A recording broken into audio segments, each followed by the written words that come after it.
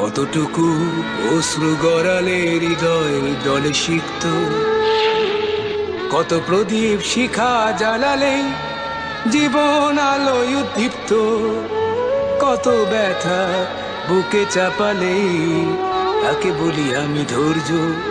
নির্মমতা কত দূর হলে জাতি হবে নির্লজ্জ।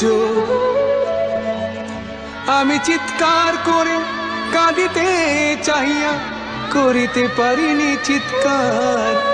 আমি চিৎকার করে কাঁদিতে চাহিয়া করিতে পারিনি চিৎকার।